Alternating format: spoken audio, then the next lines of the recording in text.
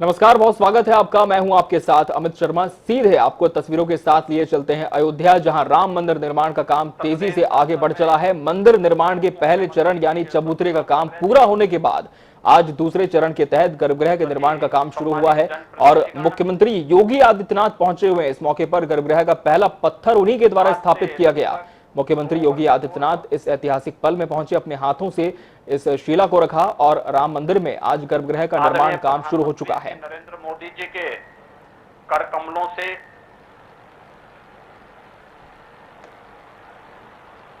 अयोध्या धाम में मर्यादा पुरुषोत्तम भगवान श्री राम के भव्य मंदिर निर्माण कार्य का शुभारंभ हुआ था।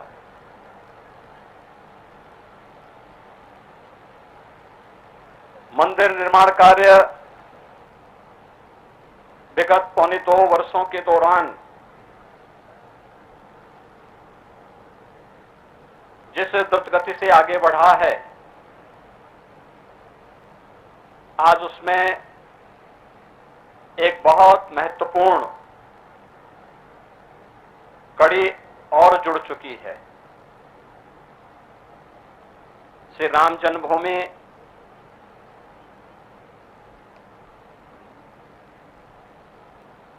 में मर्यादा पुरुषोत्तम भगवान श्री राम के मंदिर के गर्भगृह की शिला पूजन का कार्यक्रम अभी पूज्य संतों की उपस्थिति में सभी न्यासियों, अन्य पदाधिकारियों की उपस्थिति में संपन्न हुआ है। 500 वर्षों की जो एक संघर्षपूर्ण साधना थी, और संघर्षपूर्ण साधना सिद्धि की ओर बदलती भी एक साकार और मूर्त रूप लेती हुई दिखाई दे रही है। हर हिंदुस्तानी के लिए इससे बढ़कर के गौरव की अनुभूति का क्षण और क्या हो सकता है कि जिन आक्रांताओं ने हमारी आस्था पर प्रहार करते हुए भारत के सपनों को चकनाचूर करने के कुत्सित मंशा के साथ अपने नापाक इरादों के माध्यम से भारत की आस्था पर प्रहार किया था, अंततः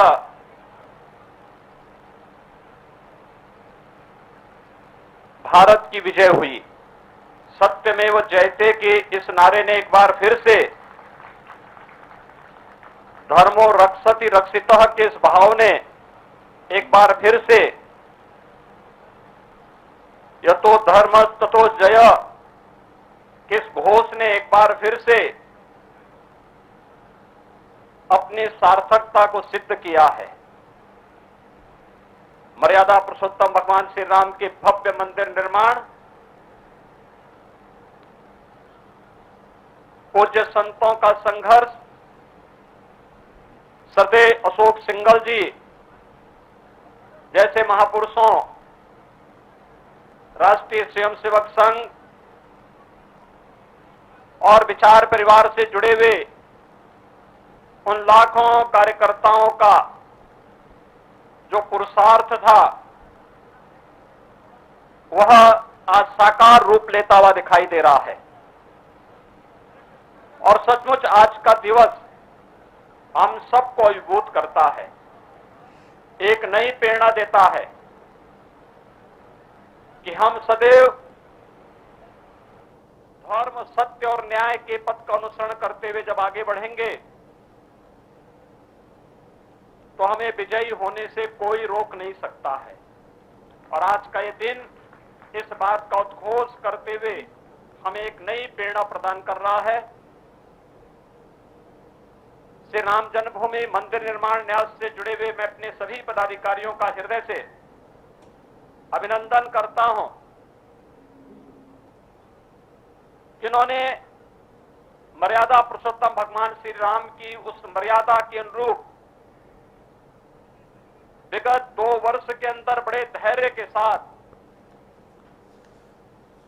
तो अयोध्या से सीधी तस्वीर आप देख रहे हैं, मुख्यमंत्री योगी आदित्यनाथ पहुंचे हुए हैं और इस दौरान स्पीच उनकी चल रही है। हमारे सहयोगी बीएस लाठी भी हमारे साथ अयोध्या से जुड़े हैं। बीएस, निश्चित तौर पर अयोध्या में राम मंदिर निर्माण को लेकर आज ऐतिहासिक दिन है, क्योंकि आज जो पहली शिला है वो रख दी गई है मुख्यमंत्री योगी आदित्यनाथ के कर कमलों के द्वारा। किस तरह की तैयारी इस पूरे आयोजन को लेकर के की गई थी और वर्तमान में मुख्यमंत्री भी वहां पर मौजूद हैं, आगे क्या कुछ और कार्यक्रम का प्रारूप होने वाला है? देखिए, हम सूबे के जो मुखिया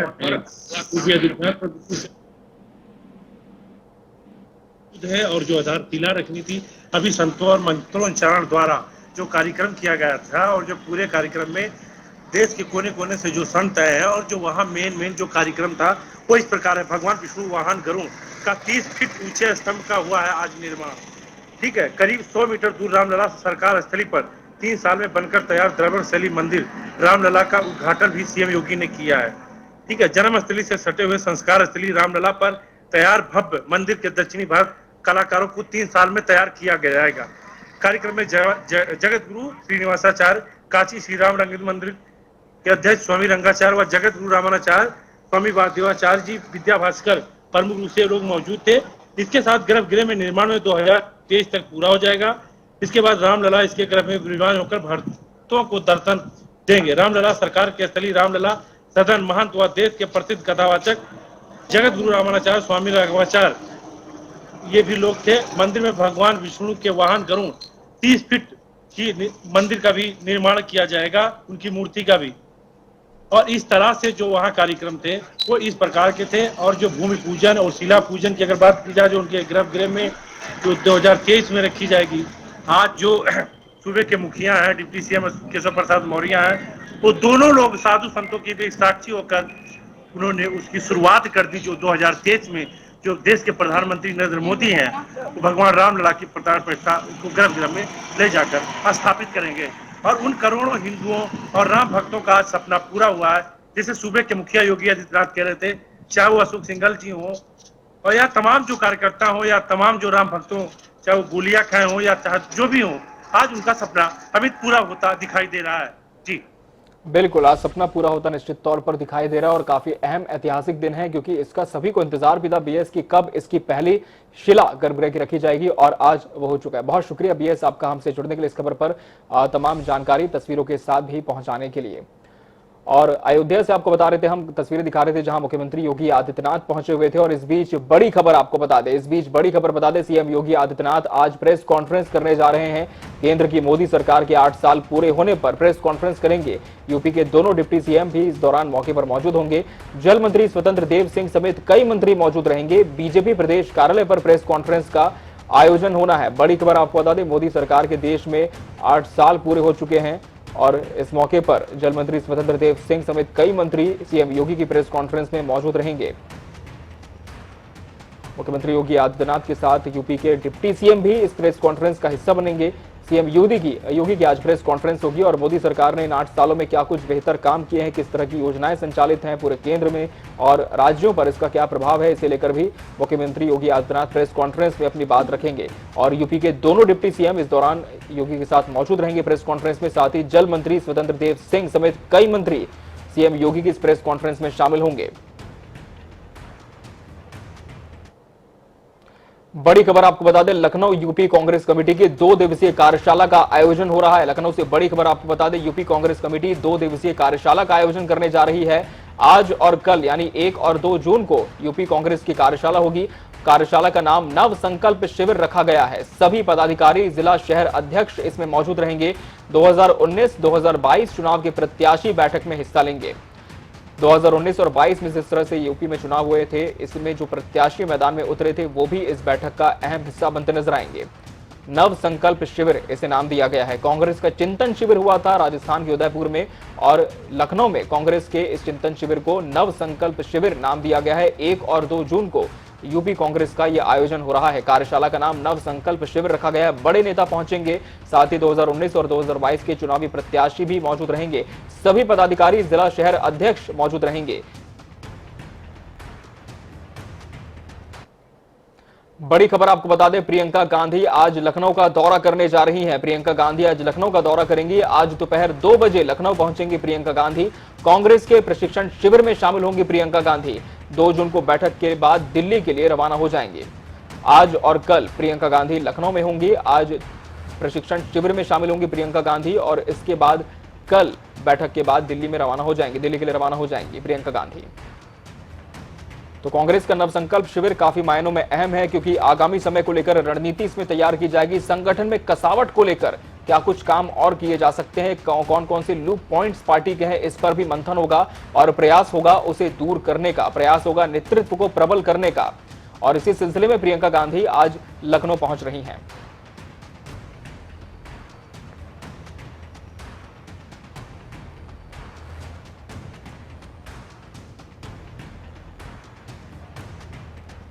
और लखनऊ में आपको बता दें, कांग्रेस का यह चिंतन शिविर होने जा रहा है। और सीधा हम रुक कर लेते हैं लखनऊ का। हमारे सहयोगी तौकीर किदवई हमारे साथ जुड़ चुके हैं। तौकीर, निश्चित तौर पर कांग्रेस ने अभी से मोर्चा संभाल लिया है, क्योंकि हमने देखा कि राजस्थान के उदयपुर में जब से चिंतन शिविर हुआ था, अब यूपी कांग्रेस भी इस तैयारी में है कि किसी तरह से कार्यकर्ताओं को, पदाधिकारियों को प्रशिक्षण दिया जाए। प्रियंका गांधी खुद पहुंच रही है। क्या कुछ रूपरेखा इस पूरे आयोजन को लेकर के तैयार की गई है और कब तक इसकी शुरुआत होने जा रही है आज? देखिए, इस पूरे कार्यक्रम का नाम दिया गया है नवसंकल्प शिविर। तो जाहिर तौर पर ये नाम से ही साबित हो जाता है कि ये नया संकल्प लिया जाएगा, यानी कि 2024 की तैयारियों को परखा जाएगा।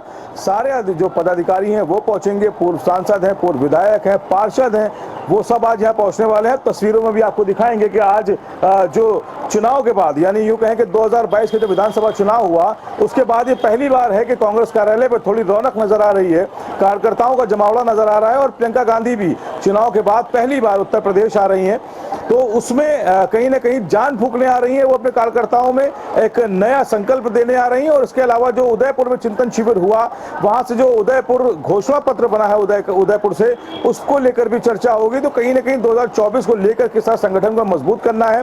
और दूसरी बात है, जो अभी तक प्रदेश अध्यक्ष तय नहीं कर पाई है यूपी कांग्रेस का, उसको लेकर भी चिंतन होगा और नए नामों पर लेकर चर्चा होगी कि किसे प्रदेश अध्यक्ष बनाया जाए। तो कई तरह से मायने रखता है ये जो प्रियंका गांधी का दौरा है। तो फिलहाल 2 दिन के लिए वो आ रही हैं। माना ये भी जा रहा है कि जून के बाद वो कंटिन्यू, यानी कहने लगातार वो लखनऊ में नजर आने वाली हैं और 2024 की जो नींव है वो अभी से डाल दी जाएगी। बिल्कुल, तो 2024 की नींव डालने की तैयारी अभी से की जा रही है लखनऊ में, और इस सिलसिले में प्रियंका गांधी भी वहां पर पहुंच रही हैं। तो आखिर निश्चित तौर पर आगे भी इस खबर पर हम आपसे जुड़ते रहेंगे। फिलहाल बहुत शुक्रिया आपका हमसे जुड़ने के लिए, इस खबर पर तमाम जानकारी पहुंचाने। बढ़ते आगे बात करेंगे लखनऊ की, जहां पूर्व सीएम अखिलेश यादव का दौरा आज से होने जा रहा है दिल्ली के लिए, और अखिलेश यादव आजम खान से मुलाकात करेंगे। और अखिलेश आज आजम खान से मिलने दिल्ली आएंगे। कपिल सिब्बल भी अखिलेश यादव के साथ मौजूद रहेंगे। सर गंगाराम अस्पताल में आजम खान का इलाज चल रहा है। बीते दिनों ही आपको बता दें, आजम खान की रिहाई हुई जमानत पर अखिलेश आज आजम खान से मिलने दिल्ली जा रहे हैं। लखनऊ से बड़ी खबर, आज आजम खान से मिलने दिल्ली रवाना होंगे अखिलेश यादव। सर गंगाराम अस्पताल में इस वक्त आजम खान का इलाज जारी है। स्वास्थ्य लाभ इस वक्त वो ले रहे हैं गंगाराम अस्पताल में, वहां जाएंगे पूर्व सीएम अखिलेश यादव।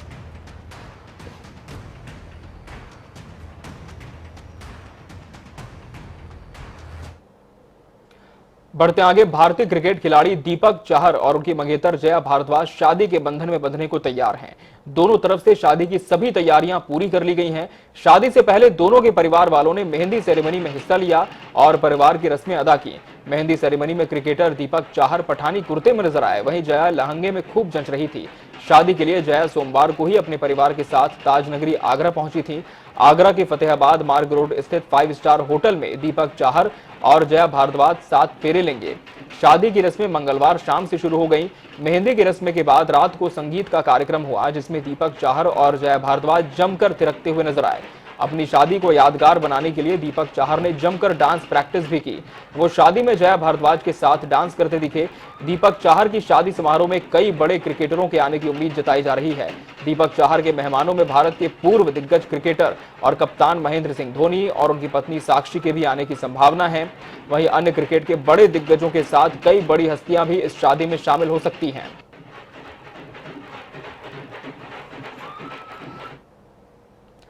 भारतीय किसान यूनियन में टिकैत ग्रुप के जिलाध्यक्ष दिलबाग सिंह पर मंगलवार रात फायरिंग हुई। रात करीब 9:30 बजे किसान नेता दिलबाग सिंह की कार पर 3 राउंड गोली चली। यह घटना गोला कोतवाल इलाके की भंदेड़ गांव के पास हुई। इससे पहले किसान यूनियन के नेता राकेश टिकैत पर बेंगलुरु में स्याही फेंकी गई थी। आपको बता दें कि दिलबाग सिंह तिकुनिया कांड मामले में गवाह है, जिसमें गृह राज्य मंत्री अजय मिश्रा टेनी के बेटे आशीष मिश्रा आरोपी हैं।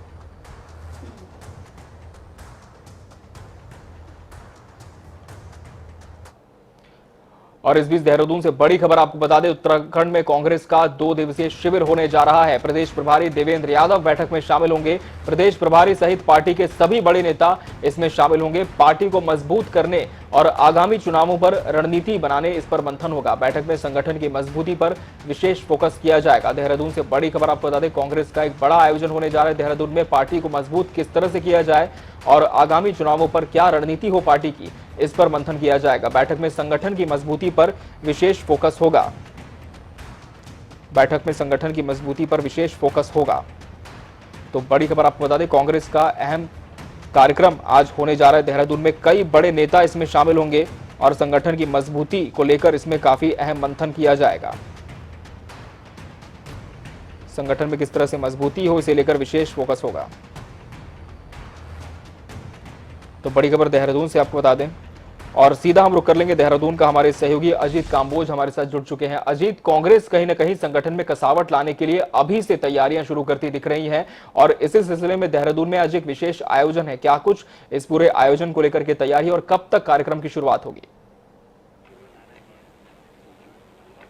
बिल्कुल अमित, अगर राजधानी देहरादून की बात की जाए तो 2 दिवसीय नव संकल्प क्रियान्वयन सम्मेलन ये शुरू होने जा रहा है और कुछ ही देर बाद ये समय है इसका 11 बजे के लगभग ये शुरू हो जाएगा।